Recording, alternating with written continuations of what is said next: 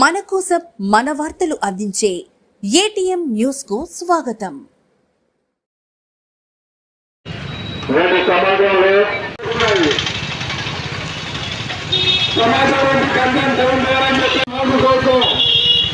కేవలం 23 సంవత్సరాల వయసులోనే ఉరుకమ్మని ముద్రన్న విప్లవ వీరుడు భగత్ సింగ్ వర్ధంతి పురస్కరించుకొని ఈ జాతర ప్రారంభించడం జరిగింది.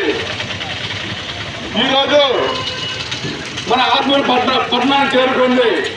ఈ యొక్క జాతరను ఉద్దేశించి డివైఎఫ్ఐ జిల్లా మత్తు పదార్థాల సమాజం నిర్మిద్దాం, మత్తు పదార్థాల సమాజం నిర్మిద్దాం.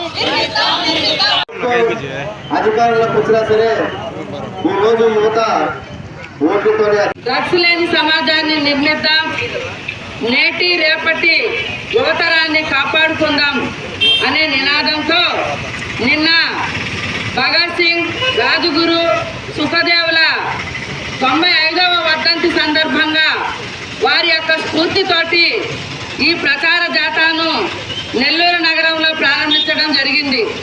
నెల్లూరు నగరం నుండి ముత్తుకూరు, వెంకటాచలం, మనుగోలు మండలం, గూడూరు, అదేవిధంగా సంగం మండలం అన్నీ కూడా ప్రచారం చేస్తూ ఈరోజు ఆత్మకూరు పట్టడానికి రావడం జరిగింది. ఉన్నటువంటి బీజేపీ ప్రభుత్వం, రాష్ట్రంలో ఉన్నటువంటి కూటమి ప్రభుత్వం ఈ మద్యం, మత్తు పదార్థాలను అరికట్టడంలో పూర్తిగా విఫలమైనది.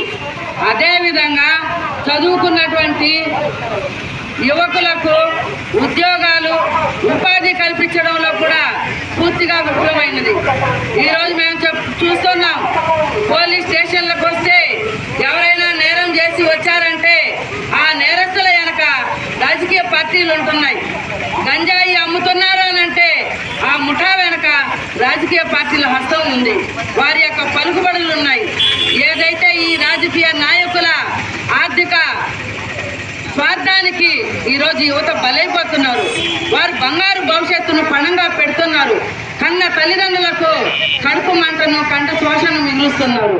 అదేవిధంగా ఈ మత్తు పదార్థాలకు బానిసలైనటువంటి వారు కన్న తల్లి కానీ లేదా చెల్లి కానీ అక్క కానీ అనేటువంటి వారి వరుసలు మరిచి నైతికల విలువలు విడిచి వారి భవిష్యత్తును కోల్పోతున్నారు. పక్కనే ఉన్నటువంటి మైనర్ బాలికల యొక్క ప్రాణాలను తృణప్రాయంగా తీసేస్తున్నారు. ఆత్మకూరు పట్టణ ప్రజలందరూ కూడా మద్దతునివ్వాలని, ఆ పోరాటంలో భాగస్వాములు కావాలని మేము విజ్ఞప్తి చేస్తున్నాం. మత్తు పదార్థాలకు బానిసలై పిల్లలు ఈ సమాజంలో ఇటువంటి దురాచారం పోవాలంటే ప్రతి ఒక్కరూ అడుగుపెట్టాలి. ఈ డ్రగ్స్ని తరిమివేయాలి, నవ సమాజాన్ని నిర్మించాలి. అలాగే మనకు గ్యాస్ దొరకదు, నీళ్ళు దొరకదు, కానీ డ్రగ్స్ కానీ సారాయి కానీ లేని రోజు ఉండదు షాప్లో. ఇటువంటి సమాజం కోసం మనం అందరూ కష్టపడితేనే, ఇటువంటి ప్రభుత్వాలను మనం ఎన్నుకున్నప్పుడే, మంచి ప్రభుత్వాలను ఎన్నుకున్నప్పుడే మనకు మంచి సుపరిపాలన వస్తుంది.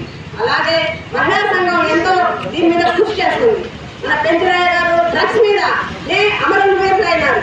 ఆయనకి ఎటువంటి ప్రభుత్వం సాయం చేయలేదు. మద్యంతో దాహం తీరక గంజాయిని ప్రవేశపెట్టడం పెట్టుబడిదారుల యొక్క సొత్తు. అదే పెట్టుబడిదారు వర్గం ఏ గంజాయిని, ఏ మద్యాన్ని అయితే అమ్మి దోచుకుంటున్నారో ప్రజల రక్త మాంసాలని అదే పెట్టుబడిగా పెట్టి ఎలక్షన్లో పోటీ చేయడం జరుగుతాం. ప్రజలు ఆలోచిస్తున్నారు, తగిన బుద్ధి చెప్పడానికి సిద్ధంగా ఉన్నారు.